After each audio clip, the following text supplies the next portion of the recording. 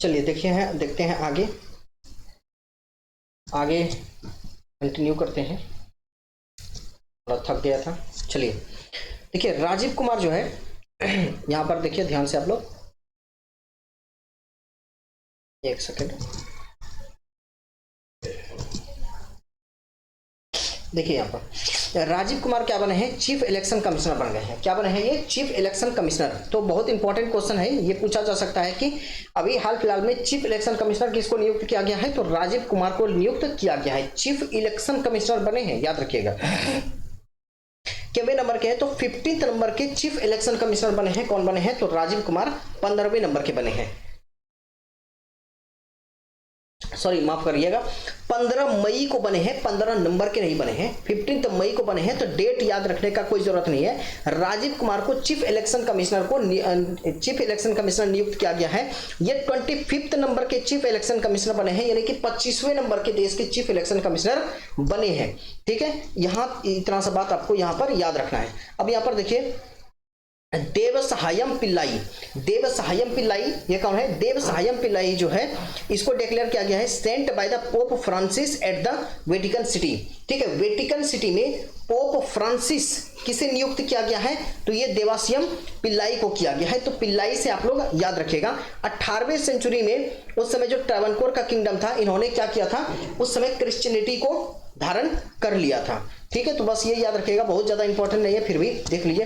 Royal gold medal 2022 ये important है, देख लीजिए एक बार क्या है। रॉयल गोल्ड मेडल बहुत ही ज्यादा इंपॉर्टेंट है। देखिए आर्किटेक्ट है बालकृष्ण विठल दोषी, विठल दास दोषी। ठीक है, क्या है, बालकृष्ण विठल दास दोषी। इनको रॉयल गोल्ड मेडल से नवाजा गया है। रॉयल गोल्ड मेडल 2022 से इसको नवाजा गया है। ये क्या है, world's highest honour for the architecture है। आर्किटेक्चर के फील्ड में सबसे बड़ा सम्मान है ये, क्या चीज, रॉयल गोल्ड मेडल 2022। और ये रॉयल गोल्ड मेडल 2022 किसको दिया गया है, तो बालकृष्ण विठल दास दोषी को दिया गया है। ठीक है, royal institute of the British architect का प्रेसिडेंट कौन है, साइमन एल्फर्ड ने ये अवार्ड दिया है बीबी दोषी को। ठीक है, बालकृष्ण दोषी याद रखिएगा, बालकृष्ण दोषी को ये अवार्ड दिया गया है। बीबी दोषी जो है एकदम रेयर पीपल में से एक है, जिनमें कि इसको 2 अवार्ड इसको दिया गया है। पहला रॉयल गोल्ड मेडल और दूसरा इसको प्रिट्जर आर्किटेक्चर प्राइज भी मिल चुका है। ठीक है, प्रिट्जकर आर्किटेक्चर प्राइज इसको मिल चुका है और रॉयल गोल्ड मेडल भी इसको मिल चुका है। किसमें है ये आर्किटेक्चर के फील्ड में दिया जाता है। पंडित शिव कुमार शर्मा, ये क्वेश्चन पूछा जाएगा कि निम्नलिखित में से पंडित शिव कुमार शर्मा किससे रिलेटेड है, तो देखिए ये म्यूजिक कंपोजर हैं और संतूर मैस्ट्रियो है। संतूर मैस्ट्रियो इनका नाम क्या है, पंडित शिव कुमार शर्मा है। ये इनकी मृत्यु हो गई है कहां पर, मुंबई में। ठीक है, ये बात याद रखिए। और यहां पर अब याद रखिए कि इसको क्या क्या मिला है, तो संगीत नाटक अकादमी का अवार्ड दिया गया है 1986 में। संगीत नाटक अकादमी का अवार्ड दिया गया है, क्या 1986 में दिया गया है। पद्मश्री 1991 में मिला है और पद्म विभूषण इसको 2001 में दिया गया है। देखिए World Food Prize 2022, World Food Prize 2022 किसे दिया गया है, तो देखिए ये लीडिंग जिसको दिया गया है वो कौन है, क्लाइमेटोलॉजिस्ट है, एग्रोनॉमिस्ट है, नासा के साइंटिस्ट है। इनका नाम क्या है, डॉक्टर सिंथिया को मिला है। किसको, डॉक्टर सिंथिया रोजेनविग। ठीक है, डॉक्टर सिंथिया रोजेनविग को दिया गया है। तो यहां पर आप ये बात याद रखिएगा, इनको क्या मिला है, वर्ल्ड फूड प्राइज 5 मई 2022 को दिया गया है। वर्ल्ड फूड प्राइज कब दिया गया है, 5 मई 2022 को दिया गया है। किसको, डॉक्टर सिंथिया को दिया गया है, डॉक्टर सिंथिया रोजेनविग को दिया गया है। ठीक है, India Jamaica friendship garden, India Jamaica friendship garden. देखिए प्रेसिडेंट जो है रामनाथ कोविंद, ये जमैका का विजिट किए थे। कब, 15 मई 2022 को। ये डेट याद रखिएगा, इंपॉर्टेंट है कि 15 मई 2022 को प्रेसिडेंट ऑफ इंडिया यानी रामनाथ कोविंद जी ने जमैका का विजिट किया था। किसका, जमैका का विजिट किया था। ये पहली बार इनका विजिट था। ठीक है, पहला बार कोई इंडियन प्रेसिडेंट था जो कि वहां पर जमैका में विजिट हुआ था। इसका कब हुआ था ये, तो 60th anniversary year of the establishment of the diplomatic relation between 2 countries. देखिए भारत और जमैका के बीच जो डिप्लोमेटिक रिलेशन है इसको 60 साल पूरे हो चुके हैं। इसी के अवसर पर भारत के जो प्रधान राष्ट्रपति हैं ये जमैका का दौरा किए थे, विजिट किए थे वहां पर। और वहां पर विजिट करके इन्होंने India Jamaica friendship garden inauguration किया है कहां पर, होप गार्डन में। तो पूछा जाएगा कि होप गार्डन कहां पर है, तो होप गार्डन कहां पर है, तो जमाइका में है। कहां पर, जमाइका में है। यहां पर किस चीज का इनॉग्रेशन हुआ है, तो इंडिया जमैका फ्रेंडशिप गार्डन का इनॉग्रेशन किया गया है। किसके द्वारा, प्रेसिडेंट रामनाथ कोविंद के द्वारा किया गया है, ठीक है। और फर्स्ट लेडी यानी इनकी पत्नी के द्वारा। Earlier president Kovind inaugurated doctor B R. Ambedkar avenue road named after the architect of the Indian constitution Bhimrao Ramji Ambedkar in the downtown Kingston. इससे पहले डाउनटाउन किंगस्टन में क्या किया गया था, डॉक्टर बी.आर. अंबेडकर के नाम से एक वेन्यू बना था, एक रोड बना था, उसको इनॉग्रेट किया था किसने, प्रेसिडेंट ऑफ इंडिया के द्वारा। आप लोग यहां पर इस बात को याद रखिएगा। कंट्रीज फर्स्ट अमृत सरोवर, देखिए भारत का पहला जो अमृत सरोवर है इसको इनॉग्रेट किया गया है union minister for minority affairs के द्वारा श्री मुख्तार अब्बास नकवी। और उत्तर प्रदेश के जल शक्ति, ये सब याद रखने की जरूरत नहीं है। कहां पर, पटवई रामपुर में। कहां पर, पटवई रामपुर यूपी में। सीधा क्वेश्चन पूछा जाएगा, कंट्री का पहला अमृत सरोवर कहां पर है, कहां पर स्टैब्लिश किया गया है, कहां पर इनॉग्रेट किया गया है, तो पटवई रामपुर में किया गया है। किसने किया है, तो union minister for the minority affairs Mukhtar Abbas Naqvi ने किया है, ठीक है। बस इतना सा याद रखें इसमें। टेम्पलेटन प्राइज 2022 ये देख लीजिए किसको दिया गया है, तो नोबेल प्राइज विनिंग कौन है, ये फ्रैंक विल्जैक। कौन है, फिजिसिस्ट है फ्रैंक विल्जैक। इसको क्या दिया गया है, 2022 का टेम्पलेटन प्राइज दिया गया है, टेम्पलेटन प्राइज दिया गया है, ठीक है। 2004 में इनको नोबेल प्राइज भी दिया गया था, याद रखिएगा। India wins maiden Thomas Cup, India ने थॉमस कप जीत लिया है। थॉमस कप किससे रिलेटेड है, देखिए दो कप, थॉमस और उबेर कप, ये किससे रिलेटेड है, बैडमिंटन से रिलेटेड है। किससे, बैडमिंटन से। किससे रिलेटेड है, तो ये बैडमिंटन से रिलेटेड है। थॉमस कप यहां पर देखिए लिखा हुआ भी है, Thomas and the Uber cup, ये किससे, बाइनियर इंटरनेशनल बैडमिंटन चैंपियनशिप है ये, ठीक है, बैडमिंटन चैंपियनशिप है। 15 मई को इंडिया मेंस बैडमिंटन टीम ने जीता है थॉमस कप टाइटल, ठीक है। ये पहली बार हुआ है जब ऐसा हुआ है कि थॉमस कप जीता हो। किसको हराया है, तो ये इंडोनेशिया को फाइनल में हराया है, ठीक है। तो थॉमस कप जो है किसने जीता है, भारत ने जीता है 15 मई को। हराया किसको है, तो इंडोनेशिया को हराया है।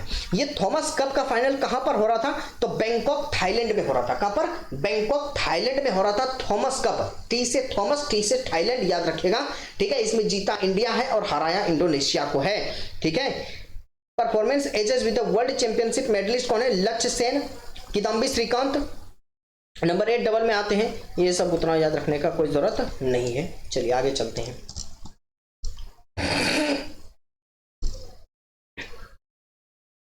India's first grain based ethanol plant, ये न्यूज बहुत इंपॉर्टेंट है बिहार करंट अफेयर के इंटरव्यू पॉइंट ऑफ व्यू से और भारत के पॉइंट ऑफ व्यू से भी है। इंडिया का पहला ग्रेन बेस्ड इथेनॉल प्लांट, ठीक है, सीएम नीतीश कुमार ने इनॉग्रेट किया है। भारत का यानी देश का पहला green field grain based ethanol plant कहां पर, पूर्णिया डिस्ट्रिक्ट में किया है। इतना सा ही क्वेश्चन पूछा जाएगा, ठीक है। कहां पर, पूर्णिया डिस्ट्रिक्ट में। और ये ईस्टर्न इंडिया का पहला है, ठीक है, biofuel private limited, eastern India biofuel private limited के द्वारा यह फर्स्ट है, जबकि इसको क्या किया जा रहा है, इसको इनॉग्रेट किया गया है। तो बस पहला लाइन जो है आप इसको याद रखिए।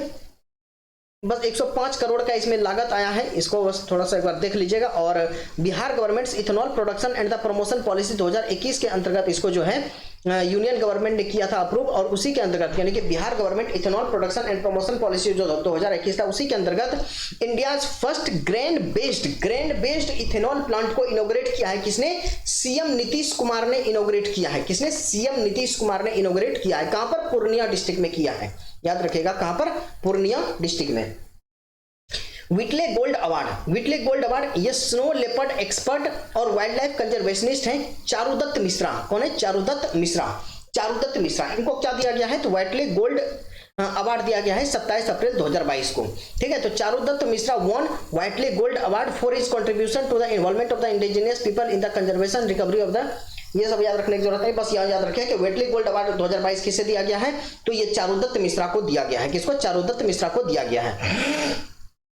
देखिए सेमिकॉन इंडिया कॉन्फ्रेंस, ये प्राइम मिनिस्टर ने इनॉग्रेट किया है सेमिकॉन इंडिया कॉन्फ्रेंस, ठीक है, सेमिकॉन इंडिया कॉन्फ्रेंस। ये कॉन्फ्रेंस कहां पर हुआ है, तो ये बेंगलुरु में हुआ है। कहां पर, बेंगलुरु में। तो पूछा जाएगा कि सेमिकॉन इंडिया कॉन्फ्रेंस जो 2022 का है किसके द्वारा इनॉग्रेट किया गया, प्राइम मिनिस्टर के द्वारा किया गया। कहां पर, बेंगलुरु में किया गया। तो ये किससे रिलेटेड है, तो ग्लोबल सेमीकंडक्टर कॉन्क्लेव है। ये क्या है, ग्लोबल सेमीकंडक्टर कॉन्क्लेव है। यहां पर पता ही चल रहा होगा देखकर सेमीकॉन, तो सेमीकंडक्टर कॉन्क्लेव है, ठीक है।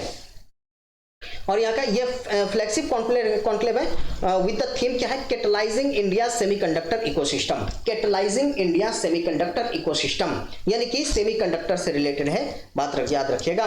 मेघालयज मेग ये विंस यूएन अवार्ड। अब यूएन अवार्ड मिला है किसी को, यहाँ पर देखिए मेघालय गवर्नमेंट का जो प्लानिंग डिपार्टमेंट है, मेघालय गवर्नमेंट का कौन सा डिपार्टमेंट, प्लानिंग डिपार्टमेंट जो है, इसको एक इनिशिएटिव था इसका ई प्रपोजल सिस्टम। क्या था, एक था ई प्रपोजल सिस्टम। ई प्रपोजल सिस्टम ने यूनाइटेड नेशन का अवार्ड जीता है, ठीक है।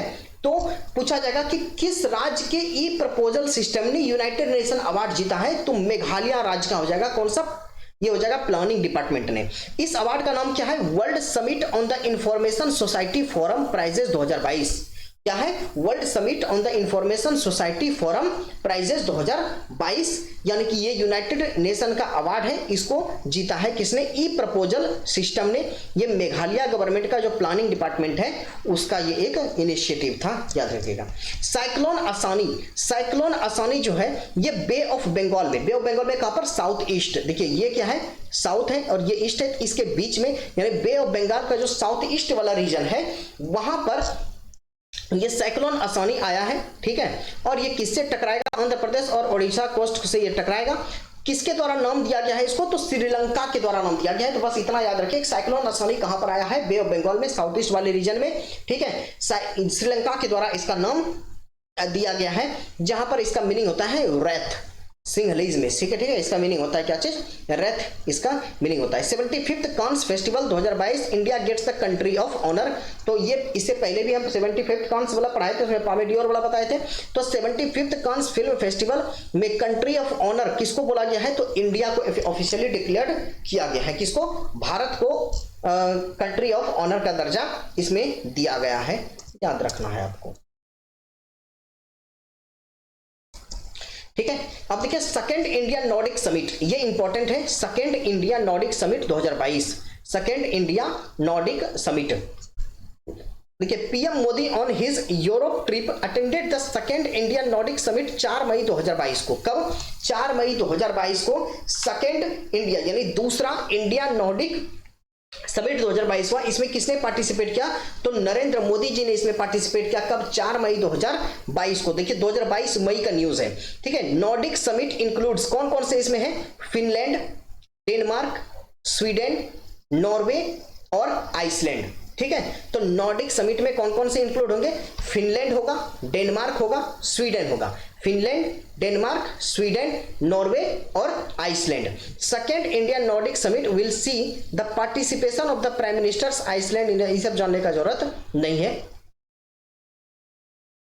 ठीक है। तो इसका पहला समिट कहां पर हुआ था, ये याद रखिए, ये स्टॉकहोम स्वीडन में हुआ था। कब, 2018 में, ठीक है। यानी कि ये इंडिया नॉर्डिक समिट अभी 2022 में हुआ है, 2018 में ये पहला वाला हुआ था। और पहला वाला कहां पर हुआ था, तो स्टॉकहोम स्वीडन में हुआ था 2018 ईस्वी में, आपको याद रखना है। Jammu and Kashmir delimitation commission submits report, एक रिपोर्ट सबमिट किया गया है। कब, 3 मई 2022 को, ठीक है। 3 मेंबर कमिटी बनाया गया था, डिलिमिटेशन कमीशन बनाया गया था जम्मू और कश्मीर के लिए। किसके लिए, जम्मू और कश्मीर के लिए। इसको हेड किसने किया था, तो जस्टिस रंजना देसाई ने किया था। किसने, याद रखिएगा कि जम्मू और कश्मीर के लिए जो डिलिमिटेशन कमीशन बनाया गया था उसमें किसको हेड बनाया गया था, चेयरपर्सन कौन थे उसके या चेयरमैन कौन थे उसके, तो जस्टिस रंजना देसाई थी। कौन थी, जस्टिस रंजना देसाई थे, ठीक है।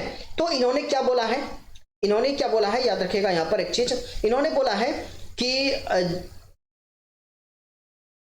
सीट को बढ़ाया जाना चाहिए, ठीक है। 83 से 90 कर देना चाहिए। कितना, 83 से 90 कर देना चाहिए, ऐसा रिकमेंडेशन दिया है इन्होंने। पहले 83 था, अभी 90 कर देना चाहिए, ऐसा रिकमेंडेशन दिया गया है। और 6 एडिशनल सीट्स को जो है जोड़ना चाहिए for the Jammu and Kashmir को। कितना, 6, ठीक है। As of now Kashmir division जो था यहाँ पर 46 सीट्स था और जम्मू डिवीजन में कितना था 37। तो कश्मीर डिवीजन में 46 था और जम्मू में कितना था 37 था। ये दोनों मिलाकर कितना हो जाता है, इसको जोड़िए तो हो जाएगा 83। तो वही अभी 90 करने की बात कही गई है यहां पर, बस बात इतना सा है।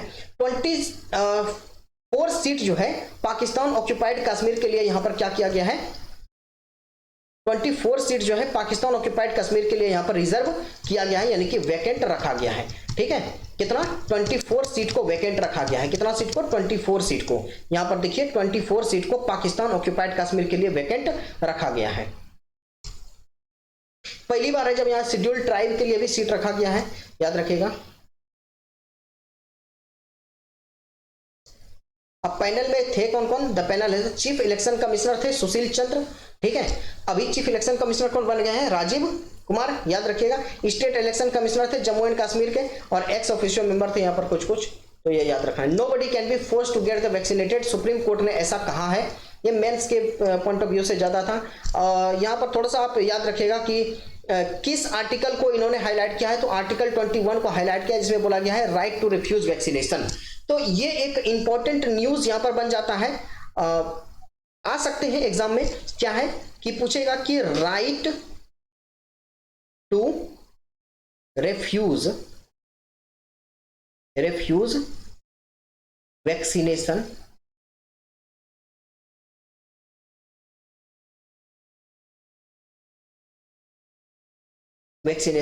ये किस आर्टिकल के अंतर्गत आता है, तो ये आर्टिकल 21 के तहत आता है। किसके अंतर्गत, आर्टिकल 21 के तहत आता है, याद रखिएगा। क्या चीज, right to refuse vaccination. State of the World Forest Report 2022, State of the World Forest Report 2022 देख लेते हैं एक बार। ये वर्ल्ड फॉरेस्ट्री कांग्रेस 2022, ये वर्ल्ड फॉरेस्ट रिपोर्ट है, इंडिया स्टेट फॉरेस्ट रिपोर्ट नहीं है, ये वर्ल्ड फॉरेस्ट रिपोर्ट है।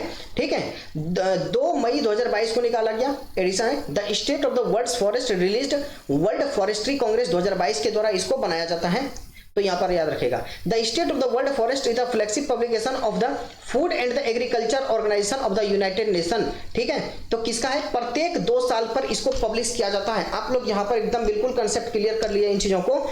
2 मई 2022 को the State of the World forest release किया गया।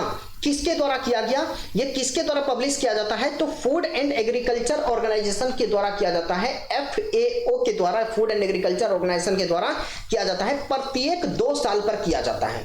ठीक है, प्रत्येक 2 साल पर, जैसे भारत में होता है ना, India state of forest report आता है, पहले 2019 में आया था, अब 2021 में, उसी तरह ये भी 2 साल पर आता है। ठीक है, या इसमें क्या बोला गया है, the world has lost 420 million hectare, approximately 10.34% of the total forest area in the last 30 years between 1990 से 2020 due to the deforestation। ये बहुत ही ज्यादा इंपॉर्टेंट डेटा है, आप लोग इसको रटिए, खाइए, पीजिए, जो करना है इसको करिए, लेकिन इसको याद करिए।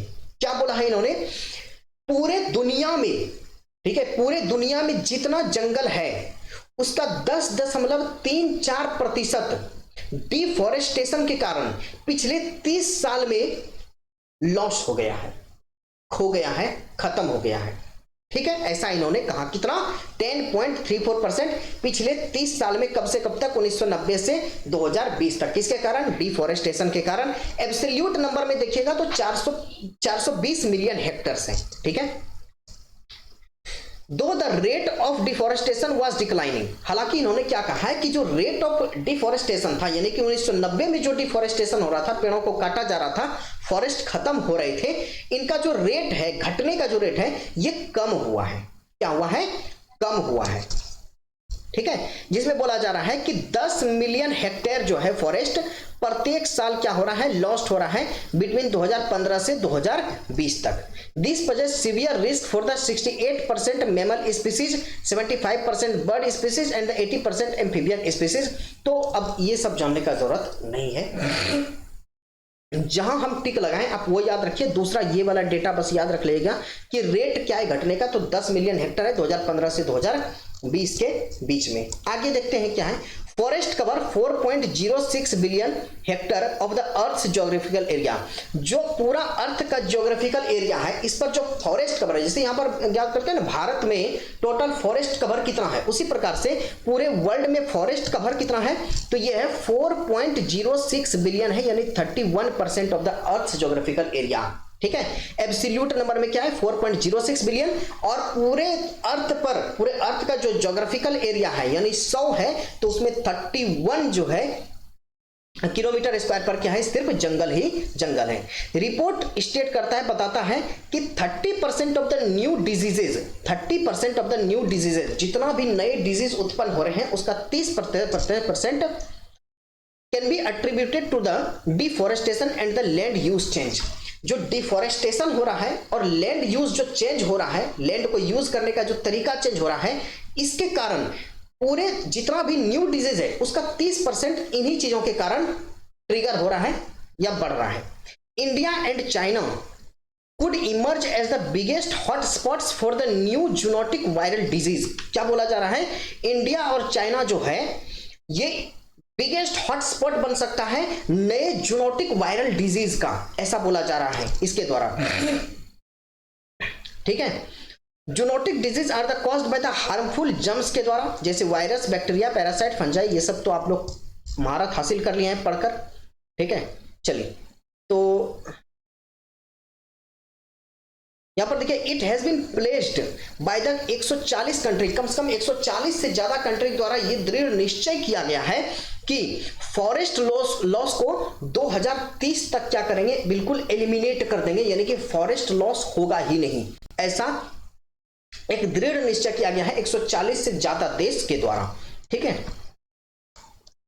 उसके बाद बोला गया है रीस्टोरेशन को सपोर्ट किया जाएगा, सस्टेनेबल फॉरेस्ट्री की जाएगी, यानी इस प्रकार से फॉरेस्ट्री किया जाएगा कि हमारा आज का भी नीड पूरा हो जाए और हमारे आने वाले जो जनरेशन है उसका भी नीड पूरा होता रहे। First city to have the vacuum based sewer system, ध्यान से देखिए, पहला सिटी है जहां पर वैक्यूम बेस्ड सीवर सिस्टम आया है। वैक्यूम बेस्ड सीवर सिस्टम याद रखिए, तो कौन सा बन गया है, आगरा। कौन सा, Agra. Agra has become the first city in the country, Bharat में पहला सिटी कौन सा है, आगरा, जहां पर कि क्या है, वैक्यूम बेस्ड सीवर सिस्टम लाया गया है। ठीक है, वैक्यूम बेस्ड सीवर सिस्टम लाया गया है। Municipal corporation has linked to 40 such houses, Taj Mahal, अब ये सब जानने की जरूरत है, बस आगरा याद रखिए आप इतना सा। ठीक है, देखिए, all time high GST collections in the अप्रैल 2022, सीधा सा क्वेश्चन पूछा जाएगा, जीएसटी कलेक्शन सबसे ज्यादा किस मंथ में हुआ है, तो अप्रैल 2022 में हुआ है। अब देख लीजिए कितना हुआ है, नहीं हुआ है। India's gross goods and the services tax revenue hit a new high of rupees 1.68 lakh crore in the अप्रैल 2022। तो अप्रैल 2022 में कितना हुआ है, 1.68 करोड़ लाख करोड़ का जो है जीएसटी कलेक्शन हुआ है, जो कि सबसे ज्यादा है, अभी तक का सबसे ज्यादा है, अप्रैल 2022 में हुआ है। ठीक है, पहली बार ये जो है ऐसा हुआ है जबकि 1.5 लाख करोड़ के मार्क को, जो कि सबसे अच्छा मार्क माना जा रहा था, इसको पार किया है। Tamil Nadu collection grew 10% in the April and Odisha saw the collection of the 28%। ठीक है, 6 states of the union territories reported the contraction in the revenue. बस इतना, ये वाला चीज आप याद रखिएगा, ये तो आपको याद रखना ही है, ये पॉइंट याद रखिएगा कि 6 स्टेट और यूनियन टेरिटरी हैं टोटल जो कि कॉन्ट्रैक्शन किए हैं, यानी कि इसमें घटोतरी हुई है, घटा है रेवेन्यू इसका। ठीक है, फ्रॉम ईयर अगो, और इंक्लूडिंग बिहार, बिहार में -2% हो गया है, सोचिए। ठीक है, तो बिहार भी इसमें है। Arunachal Pradesh recorded the highest growth of the GST revenue during April 2022। ये पूछा जा सकता है एग्जाम में कि अप्रैल 2022 के दौरान कौन सा राज्य ऐसा है जहां पर कि जीएसटी कलेक्शन का ग्रोथ सबसे ज्यादा देखने को मिला है, तो वो कौन सा है, अरुणाचल प्रदेश है। कौन सा, अरुणाचल प्रदेश है, याद रखिएगा।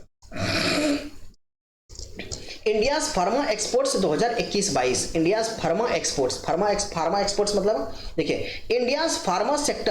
India's pharma sector recorded the best ever export performance in 2021-22। ऐसा बोला जा रहा है जो भारत का फार्मा सेक्टर है उन्होंने बहुत अच्छा एक्सपोर्ट किया है 2021-22 में। India's pharma sector witness growth of 103% since 2013-14। 2013-14 को अगर बेस ईयर माना जाए तो उसको देखकर 103% का ग्रोथ हुआ है फार्मा एक्सपोर्ट में। ठीक है, जो कि अब कितना हो गया है 1,83,422 करोड़ का 2021-22 में। ये सब डेटा उतना याद रखने की जरूरत नहीं है, बस यहां पर याद रखिए कि हाँ बहुत अच्छा प्रोडक्शन हुआ है, तो बस इतना सा। अब देखिए India top 5 pharma export destination, ये याद रखना जरूरी है। यानी भारत जो अपना फार्मा प्रोडक्ट्स है, फार्मा प्रोडक्ट्स मतलब मेडिकल से रिलेटेड जो चीजें होती हैं, दवाइयां होती हैं, इन सबको ऐसा कौन सा है जगह, पूरी दुनिया में कौन सा जगह है जहां पर सबसे ज्यादा फार्मा प्रोडक्ट्स बेचा जाता है, यानी कि एक्सपोर्ट किया जाता है, तो पहला नंबर पर यूएसए आता है। कौन आता है? पहला नंबर पर यूएसए आता है, दूसरा नंबर पर यूके आता है, तीसरा पर साउथ अफ्रीका, चौथा पर रसिया और पांचवा पर नाइजीरिया आता है। तो पहले नंबर पर यूएसए, दूसरे पर यूके, तीसरे पर साउथ अफ्रीका, चौथे पर रसिया और उसके बाद Nigeria. India supplies over 50% of the Asia's requirement for the generic medicine. जो जेनरिक मेडिसिन होते हैं, दवाइयां होती हैं, जेनरिक दवाइयां, अफ्रीका में जितना भी रिक्वायरमेंट है उसका 50% भारत ही देता है। ठीक है, तो याद रखिएगा उसका 50% कौन देता है? तो उसका 50% भारत देता है। अब यहां पर देखिए ये इंपॉर्टेंट न्यूज हो सकता है आपके लिए। India is the leading supplier of DPT, BCG and the measles vaccine. ठीक है, किसका किसका? डीपीटी डिप्थेरिया, पर्टिसिस और टेटनस, याद रखना चाहिए आप लोगों को। बीसीजी ये भी वैक्सीन है, मेजल्स वैक्सीन, ये सभी वैक्सीन है, इन सबका इंडिया क्या है? लीडिंग सप्लायर है, सबसे ज्यादा सप्लाई करता है। ठीक है, अब यहां पर ये आप इंपॉर्टेंट बात याद रखिए, यहां पर क्या है? इंडियन फार्मास्यूटिकल इंडस्ट्री जो है, भारत का जो फार्मास्यूटिकल इंडस्ट्री है, is the world's 3rd largest by the volume and the 14th largest in terms of the value. Volume का मतलब है कितना दवाइयों का प्रोडक्शन, यानी प्रोडक्शन के पॉइंट ऑफ व्यू से तीसरा, दुनिया का तीसरा सबसे बड़ा इंडस्ट्री है इंडियन फार्मास्यूटिकल इंडस्ट्री। ठीक है, प्रोडक्शन के दृष्टिकोण से। और उस प्रोडक्शन का क्या वैल्यू होगा? मान लीजिए हम एक कलम बनाए तो एक कलम 2 रुपया में मिला, तो 2 रुपया क्या है? वैल्यू।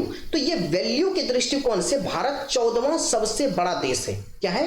ये जो इंडियन फार्मास्यूटिकल इंडस्ट्री है, ये 14वां सबसे बड़ा इंडस्ट्री है पूरे दुनिया में, याद रखना है। World press freedom index 2022 most important है ये वर्ल्ड प्रेस फ्रीडम इंडेक्स 2022 वाला। ठीक है, वर्ल्ड प्रेस फ्रीडम इंडेक्स 2022 आपको याद रखना बहुत ही ज्यादा जरूरी है। तो वर्ल्ड प्रेस फ्रीडम इंडेक्स 2022 ये 3 मई 2022 को इसको रिलीज किया गया। रिपोर्टर्स विदाउट बॉर्डर के द्वारा इसे रिलीज किया जाता है, याद रखिएगा। ठीक है, वर्ल्ड प्रेस फ्रीडम इंडेक्स, इसमें 180 कंट्री को एसेस किया जाता है और ये जर्नलिज्म के लिए है। किसके लिए? जर्नलिज्म के लिए है। ठीक है, तो प्रेस फ्रीडम इंडेक्स 2022 के अनुसार India has plummeted down to the 150th rank with the Norway retaining the top position. देखिए इसमें नॉर्वे का जो है कौन कौन सा बात याद रखना है? देखिए वर्ल्ड प्रेस फ्रीडम इंडेक्स 2022 में पहली बात, इसको कौन रिलीज करता है? तो इसको रिलीज करता है रिपोर्टर्स विदाउट बॉर्डर्स। कौन रिलीज करता है इसको? Reporters without borders. इसमें पहले नंबर पर कौन आया है? तो पहले नंबर पर इसमें नॉर्वे आया है। कौन आया है? नॉर्वे आया है। ठीक है, पहले नंबर पर कौन आया है? तो नॉर्वे आया है। भारत का रैंक इसमें कितना रहा है? तो 150 रैंक रहा है, वही 2021 में 142 रैंक था। कितना था? 42 रैंक था। और अभी भारत का 2022 में कितना है? तो 150 है, याद रखिएगा कितना है? 150 रैंक है, जो कि यही कितना था? 142 था। कब?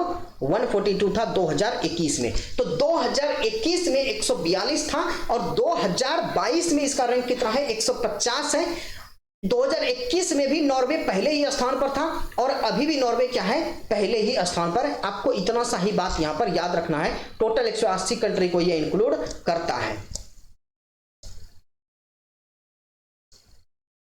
ठीक है, तो देखिए नॉर्वे जो है ये पहले स्थान पर है, डेनमार्क दूसरे पर है और स्वीडन तीसरे पर है। ये 3 बात आप यहां पर याद रखिएगा कि नॉर्वे पहले पर है, डेनमार्क दूसरे पर है और स्वीडन तीसरे पर है। ठीक है,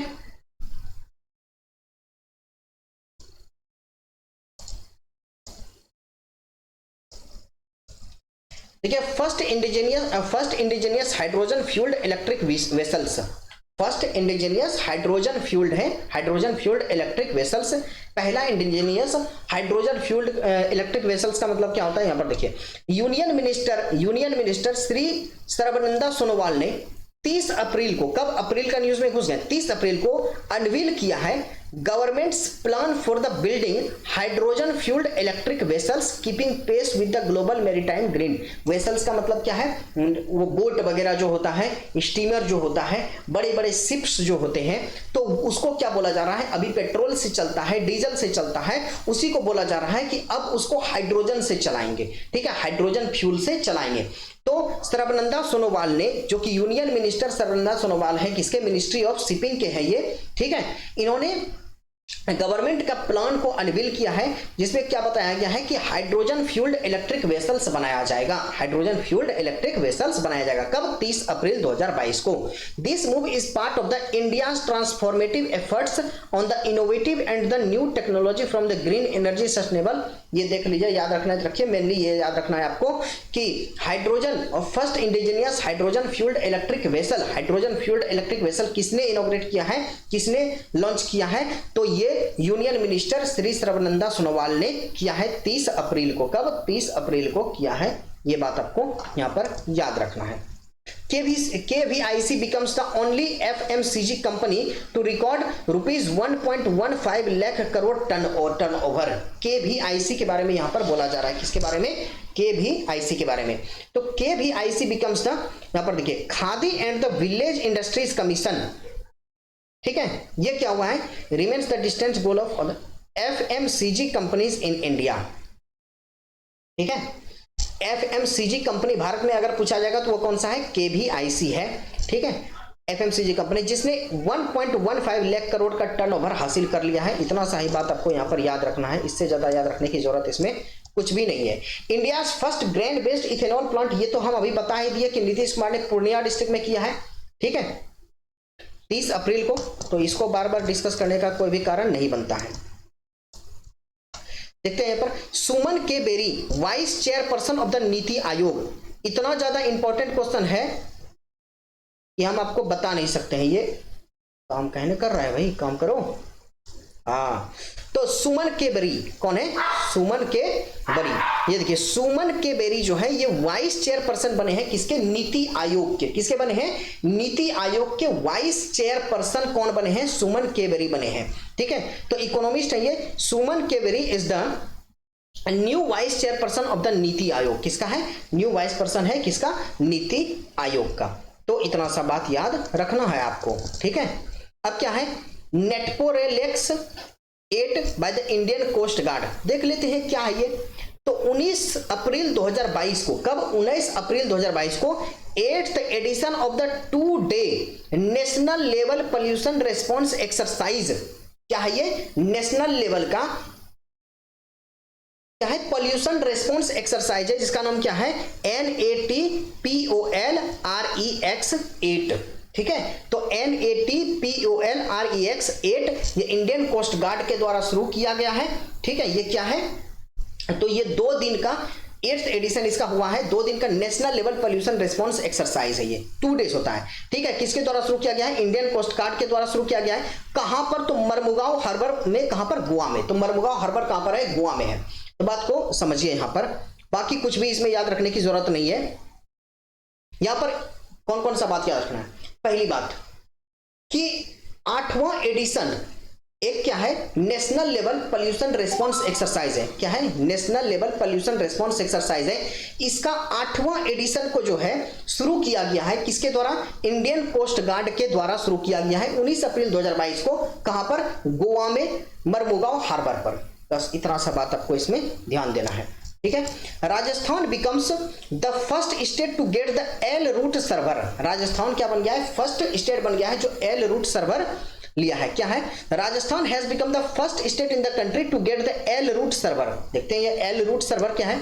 the L root server will ensure high speed internet connectivity, ठीक है। एल रूट सर्वर क्या है, बस इतना समझिए, इससे इंटरनेट कनेक्टिविटी जो है बहुत हाई स्पीड हो जाएगा। तो इसको ग्रहण करने वाला, इसको सबसे पहले शुरू करने वाला या इसको पाने वाला सबसे पहला राज्य कौन सा बन गया है, तो वो राजस्थान बन गया है। कौन बन गया है, तो राजस्थान बन गया है, ठीक है। There are at present 3J root server है, कहां पर, न्यू दिल्ली में, मुंबई में और गोरखपुर में, ठीक है। तो J रूट सर्वर जो है ये कहां पर है, न्यू दिल्ली में है, मुंबई में है और गोरखपुर, न्यू दिल्ली, मुंबई और गोरखपुर। अब L रूट सर्वर जो है और 2 ठो एल रूट सर्वर है, कहां पर, मुंबई और कोलकाता में। लेकिन अब कितना हो गया है, 3 हो गया है, राजस्थान भी इसमें जुड़ गया है। तो जे रूट सर्वर कहां कहां पर है, न्यू दिल्ली, मुंबई और गोरखपुर में, और एल रूट सर्वर कहां पर है, मुंबई, कोलकाता और कहां पर है, अब कहां पर हो गया, राजस्थान में हो गया। Rajasthan tops in the renewable energy capacity, बहुत इंपॉर्टेंट क्वेश्चन होगा ये आप लोगों के लिए अगर एग्जाम में आया तो, ठीक है। देखिए, according to data provided by the union ministry of the new and the renewable energy, ठीक है, union ministry of the new and renewable energy के द्वारा, यानी कि रिन्यूएबल एनर्जी मिनिस्ट्री के द्वारा डाटा रिलीज किया गया है, जिसमें बताया गया है कि Rajasthan and Gujarat have surpass the toppers Tamil Nadu and the Karnataka in terms of the overall installed capacity of the renewable energy. सीधी सी बात है कि फिनेंशियल ईयर 2021-22 के अनुसार, फिनेंशियल ईयर 2021-22 के अनुसार सबसे ज्यादा जो रिन्यूएबल एनर्जी का प्रोडक्शन है वो कहां पर हुआ है, राजस्थान में हुआ है। दूसरे नंबर पर गुजरात है। इससे पहले कौन था, तो तमिलनाडु और कर्नाटका था, ठीक है। तो यहां पर लिखा हुआ है Rajasthan is now the leader in the overall installed capacity of the grid connected renewable power energy in the country. इसके बाद कौन, दूसरे नंबर पर गुजरात है, तीसरे नंबर पर तमिलनाडु है, ठीक है, थर्ड पोजीशन पर, और कर्नाटका फोर्थ पोजीशन पर है। तो सबसे ज्यादा रिन्यूएबल एनर्जी का प्रोडक्शन अभी कहां पर होता है, राजस्थान में होता है, और दूसरे नंबर पर गुजरात में, तीसरे नंबर पर तमिलनाडु में, चौथे नंबर पर कहां पर, कर्नाटका में। आपको बात याद रखनी है, ठीक है।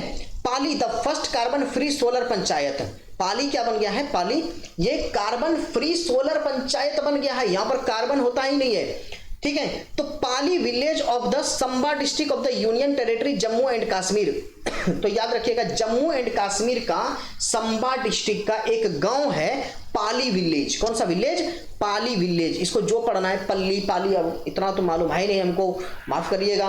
अब ये पाली विलेज है, कहां का, जम्मू एंड कश्मीर का है। ये becomes the first carbon free solar panchayat बन गया है। क्या बन गया है, first carbon free solar panchayat बन गया है। आपको यह बात याद रखना है। नेशनल पंचायत डे कब होता है, तो 24 अप्रैल को होता है। कब होता है, 24 अप्रैल को नेशनल पंचायत डे होता है। कब होता है, नेशनल पंचायत डे कब होता है, तो 24 अप्रैल को होता है, ठीक है, याद रखना है। India sugar exports grow by the 291% since 2013-14। कितना आ गया देख लीजिए, जितना एग्रीकल्चर से रिलेटेड है सब देख लीजिएगा, बहुत इंपॉर्टेंट है। India sugar exports witnessed an outstanding growth of 291% from the USD, इतना मिलियन, मतलब कितना का ग्रोथ हुआ है, 291% का ग्रोथ हुआ है यूएसडी। 1177 मिलियन का जो है, 1177 मिलियन से अब कितना हो गया, $4600 मिलियन होने लगा, ठीक है, इतना का एक्सपोर्ट किया गया। India export sugar to the 121 countries, बहुत इंपॉर्टेंट डाटा है, याद रखिएगा। India exported sugar to the 121 countries, कितना, 121 कंट्री को अपना शुगर एक्सपोर्ट करता है भारत, जो कि 2021-22 में, ठीक है, 2021-22 में ऐसा किया है।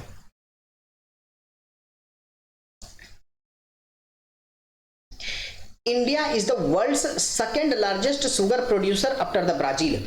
तो शुगर प्रोड्यूसर सबसे बड़ा कौन है, तो ब्राजील है, भारत दूसरे नंबर पर आता है। Bihar government UNESCO tag for the Cyclopean wall. अब देखते हैं ये क्या है, साइक्लोपीन वॉल क्या चीज है।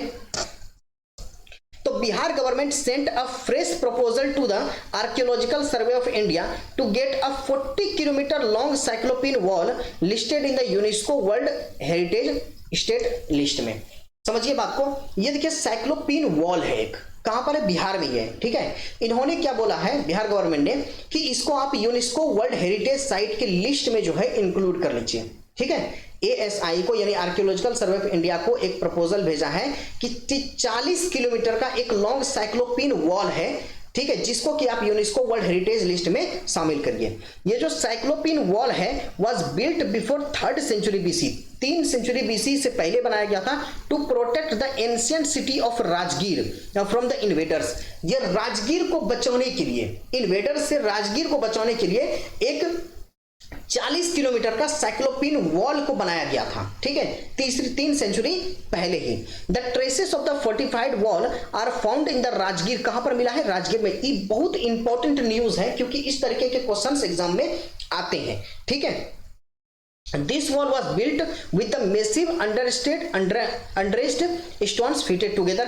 इतना याद रखिए कि यहां पर बिहार में एक 40 किलोमीटर का प्रोटेक्टिव वॉल बोला जाता है, यानी कि साइक्लोपीन वॉल मिला है, ठीक है, साइक्लोपिन वॉल मिला है। कहां पर? राजगीर में। ये 3rd सेंचुरी बीसी से पहले बनाया गया था, राजगीर सिटी को बचाने के लिए इन्वेडर्स से। तो बिहार गवर्नमेंट ने एएसआई को बोला है कि इसको जो है आप यूनेस्को वर्ल्ड हेरिटेज साइट में शामिल करवाइए। बस इतनी सी बात है। अब बिफोर 3rd सेंचुरी बीसी आप अंदाजा लगा सकते हैं कि ये किस समय की बात हो रही है। 3rd सेंचुरी बीसी में कौन थे? याद है, उसमें मौर्यन पीरियड ही चल रहा था। ठीक है, अब लिखा है before 3rd century BC, Mauryan period ही चल रहा था। तो आसपास हमको लगता है मौर्यन पीरियड के समय में ही ऐसा कुछ किया होगा। ठीक है, किया गया होगा। India elected to the 4 bodies of the UN इकोसॉक। ठीक है, इंडिया जो है यूनियन इकोसॉक के 4 बॉडीज में जो है इलेक्ट हो चुका है। ठीक है, India has been elected to the 4 main bodies of the United Nation Economic and the Social Council इकोसॉक में India was elected to the following इकोसॉक बॉडीज। देखिए इकोसॉक ये क्या है? यूनाइटेड नेशन का एक हिस्सा है, उसमें 4 बॉडी आता है। ठीक है, उसमें 4 बॉडी आता है, उस 4 बॉडी में भारत इलेक्ट हुआ है। ठीक है, पहला commission for the social development. ठीक है, commission for the social development. दूसरा क्या होगा? Committee on the non governmental organisation. तीसरा क्या होगा? Commission on the science and technology for the development. और चौथा क्या होगा? Committee for the economic social and the cultural rights. तो इन 4 डिपार्टमेंट में क्या हुआ है? भारत इलेक्ट हुआ है। तो आप यहां पर याद रखिएगा कि यूनाइटेड नेशन इकोसॉक के कितने बॉडी में? तो 4 बॉडी में हुए हैं। कितने बॉडी में? तो 4 बॉडी में हुए हैं। आप लोग यहां पर याद रखिएगा। प्रधानमंत्री संग्रहालय, प्रधानमंत्री संग्रहालय। ठीक है, on the birth anniversary of the BR Ambedkar the prime minister inaugurated the प्रधानमंत्री संग्रहालय in the new Delhi on the 14 अप्रैल। ठीक है, तो BR अंबेडकर के बर्थ एनिवर्सरी के उपलक्ष्य पर प्राइम मिनिस्टर ने क्या किया है? प्रधानमंत्री संग्रहालय को इनॉग्रेट किया है, जो कि कहां पर है? ये न्यू दिल्ली में। प्रधानमंत्री संग्रहालय कहां पर इनॉग्रेट किया गया है? न्यू दिल्ली में। किसके द्वारा? प्रधानमंत्री के द्वारा। ठीक है, किसके बर्थ एनिवर्सरी पर? तो डॉक्टर BR अंबेडकर के बर्थ एनिवर्सरी के उपलक्ष्य पर। देखिए, Pradhanmantri Sangrahalaya is a tribute to every prime minister of India since independence. ठीक है, प्रत्येक प्राइम मिनिस्टर ऑफ इंडिया जो रह चुके हैं इंडिपेंडेंस से, उसके लिए एक सहानुभूति प्रदर्शित करने के लिए है, एक ट्रिब्यूट प्रदर्शित करने के लिए है। ठीक है, इसमें क्या रहेगा? Narrative record of how each contributed to the development of the, यानी कि जितने भी प्रधानमंत्री अभी तक आए हैं हमारे भारत देश में, उनका क्या कंट्रीब्यूशन रहा, उसको उस संग्रहालय में दिखाया जाएगा। बस, ठीक है, याद रखना है। ये जो प्रधानमंत्री संग्रहालय है कहां पर लोकेटेड है? ये 3 मूर्ति कॉम्प्लेक्स दिल्ली में है। कहां पर? 3 मूर्ति कॉम्प्लेक्स दिल्ली में है। आपको याद रखना है बातें। International Gandhi award for the leprosy 2021, leprosy के लिए इंटरनेशनल गांधी अवार्ड दिया गया है। ये किसको मिला है? ये याद रखिए यहां पर। ठीक है, तो the vice president Shri M Venkaiah Naidu on the 13 April presented the international Gandhi award for the leprosy 2021 to the doctor Bhushan Kumar from the Chandigarh and Sahyog Kushtha यज्ञ ट्रस्ट गुजरात। ठीक है, किसको दिया गया है? 2 ठोको मिला है। किसको? 2 को मिला है। एक किसको मिला है? डॉक्टर भूषण कुमार, जो कि चंडीगढ़ से बिलोंग करते हैं। किसको? डॉक्टर भूषण कुमार। किसको? डॉक्टर भूषण कुमार चंडीगढ़ से बिलोंग करते हैं। और सहयोग कुष्ठा यज्ञ ट्रस्ट को, सहयोग कुष्ठा यज्ञ ट्रस्ट को, जो कि गुजरात में है, इनको क्या दिया गया है? तो इंटरनेशनल गांधी अवार्ड दिया गया है लेप्रोसी के लिए 2021 में। याद रखिएगा, doctor Bhushan Kumar from the Chandigarh, याद रखना है आपको। ठीक है, 13 अप्रैल को किसके द्वारा दिया गया है? Vice president Shri M Venkaiah Naidu के द्वारा। The annual award was instituted by the Gandhi memorial leprosy foundation के द्वारा इसको मतलब ऑर्गेनाइज किया जाता है। लता दीनानाथ मंगेशकर अवार्ड 2022, ये जितना अवार्ड ले रहे हैं 2022 में, ये सब बहुत इंपॉर्टेंट है, ये सब कर लीजिएगा। ठीक है, तो लता मंगेशकर अवार्ड 2022 में किसको दिया गया है? ये प्रधानमंत्री नरेंद्र मोदी जो है, ठीक है, became the first person to be honoured with the Lata Dinanath Mangeshkar award. प्रधानमंत्री ऐसे पहले रेसिपिएंट बन गए हैं, पहले पर्सन बन गए हैं जिसको कि लता मंगेशकर अवार्ड दिया गया है 2022 का। ठीक है, ये 80th annual master Dinanath Mangeshkar award ceremony था, 2024 में हुआ था, 24 अप्रैल को हुआ था। Tree city of the world Mumbai and Hyderabad. याद रखिए, दुनिया का जो वृक्ष सिटी है ऐसा कह सकते हैं, ट्री सिटी जो है वर्ल्ड का, ये मुंबई और हैदराबाद हो चुका है। तो Hyderabad and the Mumbai have won the 2021 tree city of the world title by the Arbor Day Foundation and the United Nation Food Agriculture Organisation के द्वारा। ठीक है, तो आर्बर डे फाउंडेशन और United Nation Food Agriculture Organisation के द्वारा हैदराबाद और मुंबई को 2021 का tree city of the world घोषित किया गया है। क्या चीज? Tree city of the world घोषित किया गया है। The two Indian cities have won the recognition for their commitment to growing and managing the urban trees. ये सब याद रखने की जरूरत नहीं है। For the second time row capital city of the Telangana Hyderabad, capital city of Telangana Hyderabad has won the tree city of the world. देखिए, इससे पहले भी ट्री सिटी का दर्जा हैदराबाद को दिया जा चुका है।